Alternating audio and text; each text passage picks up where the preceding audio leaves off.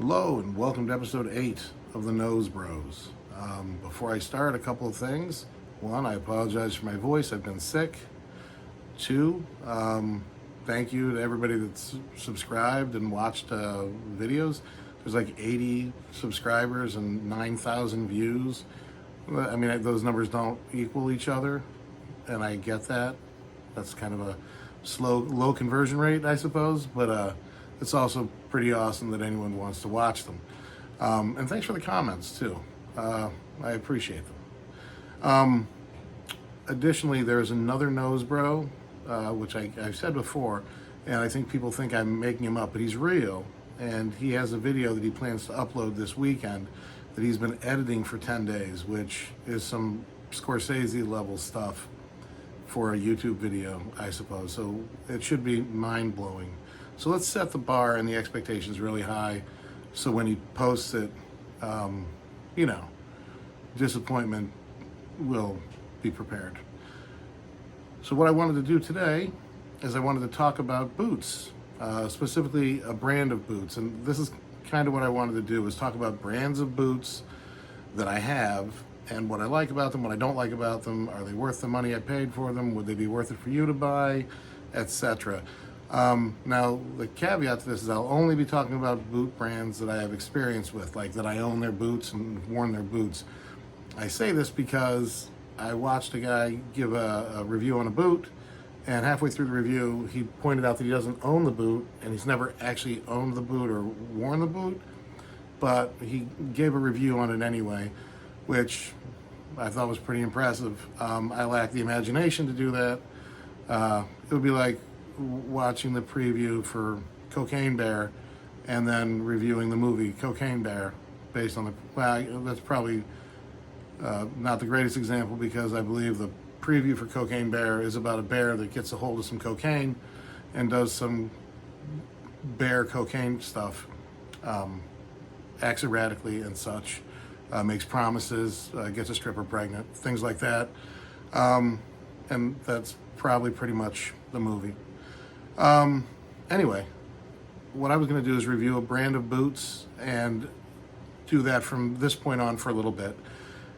Today I wanted to talk about Truman Boots. The reason I want to talk about them is I have 5 pairs of them at the moment, and which is a lot for just the 2 feet I own, but still it's a good indication of how good they are at marketing to people like myself who are easily swayed by shiny things. So I'm going to talk about them a little bit. First of all, Truman is a boot company headquartered in Oregon now. I know they started in Pennsylvania, then moved to Colorado, and then all the way to Oregon. It's like the trail that the people in the Yellowstone 1883 show took. I'm doing a lot of pop culture references today.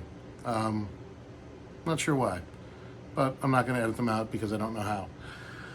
So anyway, they make a pretty sturdy boot, which kind of fits the aesthetic of the Northwestern boot makers like Nick's and White's. So Truman, what they do is they make 3 different lasts. And for anyone who doesn't know, a last is just basically a mold of a foot that they use to make shoes. So if it has a wide forefoot or a narrow heel or narrow instep, they have different shaped lasts. Some companies only use 1 or 2, some use lots. Truman uses 3.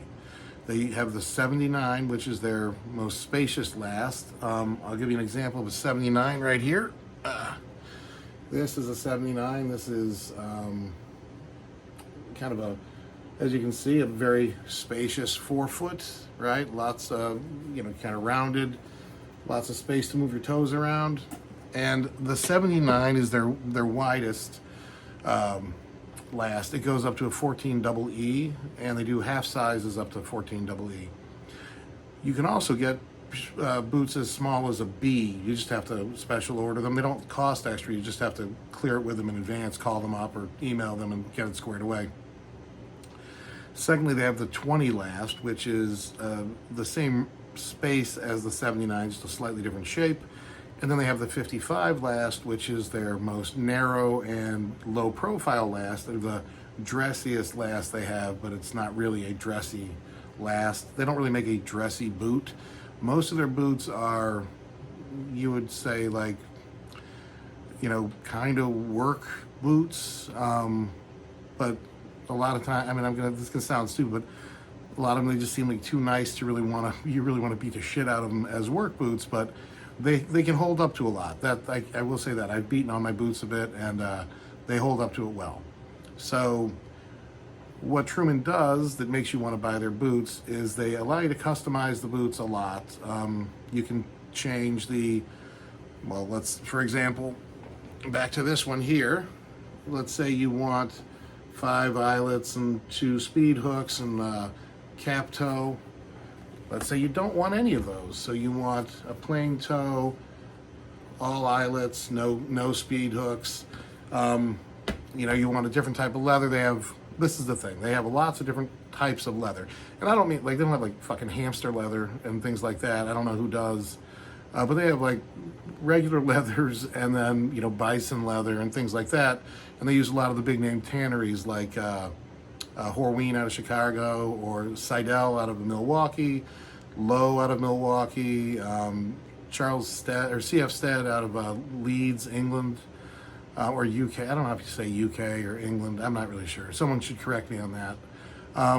But what they do is they allow you to kind of customize your boots, which is a great thing when you're spending the kind of money you are, because it's going to cost you $400 basically to get a pair of boots. And the more you customize it, some of those customizations cost money, so you can pay $550 if you get a lot of different things done to it. Which, here's the thing, that puts you up into the Nicks or Whites price range, and then you have to ask yourself the question: are these as good as Nicks or Whites? And my answer to that would be probably not. These are good boots. I'm not taking that away from them. They are very comfortable. They are very sturdy. I've stood up all day in these Navy Wax Flesh ones. I'm going to show off these boots because I have them in front of me. These Navy Wax Flesh ones, I've stood in these for 8 hours and perfectly comfortable. These rough out, Pacific Blue rough out leather ones, all day, perfectly comfortable. They support your feet well. They don't collapse over time. You can work in them, you can do stuff in them, you can walk in them. I've actually walked literally miles in these boots in a day, and my feet have felt great. However, I did watch this exact pair of boots, this navy blue wax flesh boot, get cut in half by a cobbler in Canada, and inside, instead of having a midsole that was vegetable tanned leather, they had foam board. Now, I don't know if it was just that specific pair of boots, that type, or if it's all their boots now, if they recently switched over to that, or if they've done away with that. I don't know. I'm not going to cut any of my boots in half because I'm not made of money. I'm also, I feel like an asshole cutting them in half because A, I paid for them, but also B, I want to wear them later, and it's hard to do it if they're cut in half. So, do I think they're made as well as Nicks or Whites? I don't think so. I think they're made very well. I think they're, are they a higher quality level than a Thursday boot? Yes. Are they a higher quality level than a Wolverine 1000 Mile? Yes. But Grant Stone makes a boot that's just as good with a vegetable tanned midsole and a steel shank. So would I buy a Chinese-made Grant Stone over a American-made Truman? Depends. A lot of the boots I pick are for aesthetic reasons. You can get a nice pair of boots with a steel toe for $90 and go beat the shit out of them at work for 8 months, and then buy another pair of boots and do that. So buying $400 boots or $500 boots for strictly practical, functional reasons is dumb. Unless, those boots are going to last you 10, 20 years, which those Nicks and those Whites tend to do. So, in my mind, these Truman boots are very nice, they're very comfortable, they're attractive boots. Let's be honest, this is that Seidel what is it, Oxblood double shot leather. That is a beautiful leather, right? And I've been wearing these for a while. I entered these in the Patina Thunderdome, and they are just not breaking in quickly enough to do any good in that. But I wear them daily, and they're just sturdy. So yeah, they're really good boots on a scale of 1 to 10 aesthetically, and and actually comfort wise, I would give them a 9. Quality wise, though, I can't wrap my head around having a foam board in the midsole when Iron Rangers, which cost $340, are going to have a vegetable tanned insole, or brass boots, which are Chinese made, are going to have a vegetable tanned leather midsole.